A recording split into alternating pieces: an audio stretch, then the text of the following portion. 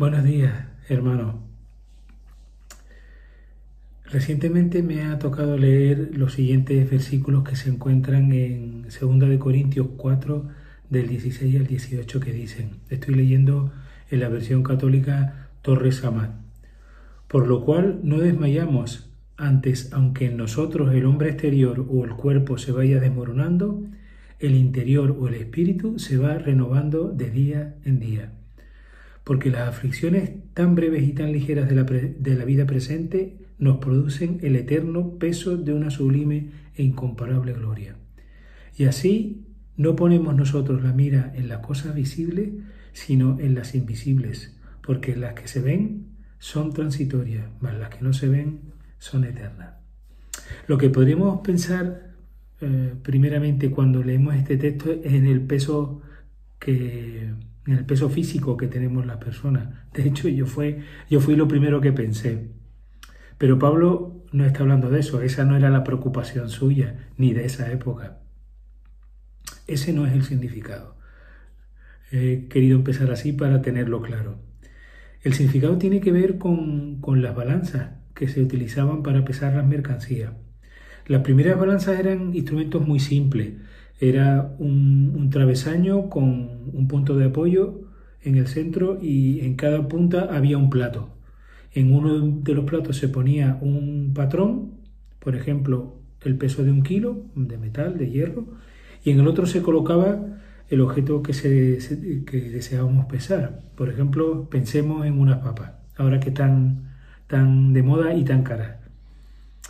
Se iban colocando las papas en esa bandeja hasta que el peso quedaba totalmente equilibrado, como un nivel que determinaba que habíamos llegado al kilo. Recuerdo cuando era muy pequeño, cuando tenía pocos años, ver las pesas en casa de mis abuelos en Gran Canaria. Ellos tenían una venta y tenían una pesa bastante similar a la que les he explicado, algo más moderna. Así que Pablo está diciendo que tenemos una balanza en la que por un lado están las aflicciones, por eso habla de que estas aflicciones son tan ligeras, y por el otro lado tenemos la gloria. Y cuando en la balanza se ponen ambas, la gloria, esa gloria pesa muchísimo más. Pero, ¿a qué se está refiriendo Pablo cuando habla del peso de gloria? Yo creo que tenemos que tener en cuenta 3 cosas. La primera es que ya tenemos vida eterna, y nuestra vida es eterna. Empieza aquí, pero tiene una proyección futuro.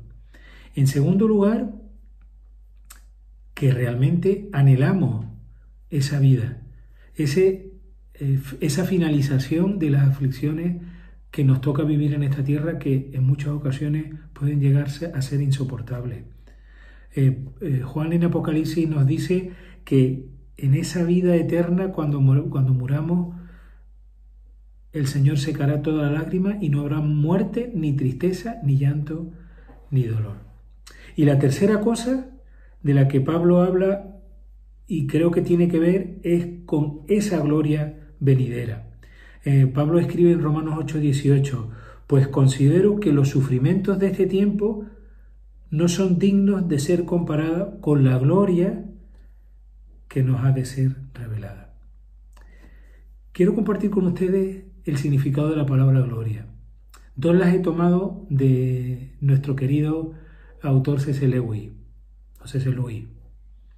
en un ensayo que habla, que se titula El peso de gloria.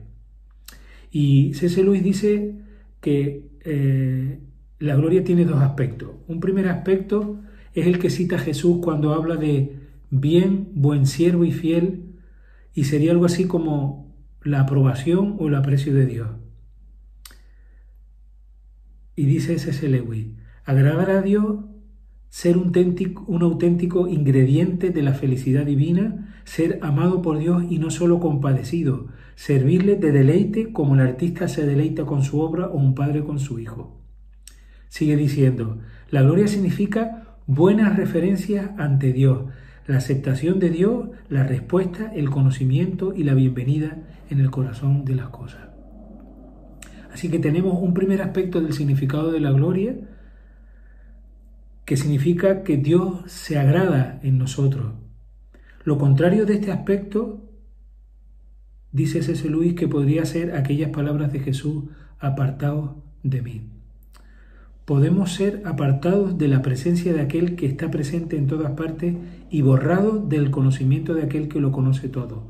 Nos pueden dejar total y absolutamente fuera, rechazados, exiliados, alejados, definitiva y terriblemente ignorados.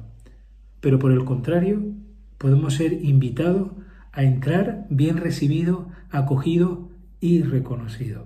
Ese sería el primer aspecto. El segundo aspecto del que Pablo habla acerca de la gloria tiene que ver con la claridad, con el resplandor, con la luminosidad. A los vencedores de la iglesia de Tiatira se les va a dar al final la estrella de la mañana, dice Juan. No significa otra cosa que lo que le ocurre a Moisés cuando sale del tabernáculo y su aspecto es tan brillante que se tiene que poner un velo porque el pueblo de Israel no podía mirarle porque le encandilaba. Dice Pablo en 2 Corintios 4:6, en el mismo capítulo que hemos leído: pues Dios, que dijo que de las tinieblas resplandecerá la luz, es el que ha resplandecido en nuestros corazones para iluminación del conocimiento de la gloria de Dios en la faz de Cristo. Lo contrario de este segundo aspecto es la oscuridad, las tinieblas, la ceguera, el negarse a ver y a dejarse guiar. Otro autor que leía decía: luz significa santidad y pureza. Tinieblas significa perversidad moral e iniquidad. Lo que Juan quiere decir cuando dice que andamos en la luz es que procuran ser como Dios en santidad y justicia de vida, evitando todo lo que no sea consecuentemente con ellos, y disfrutan de la comunión con el Padre y el Hijo. Primer aspecto que hemos dicho tiene que ver con el reconocimiento de Dios.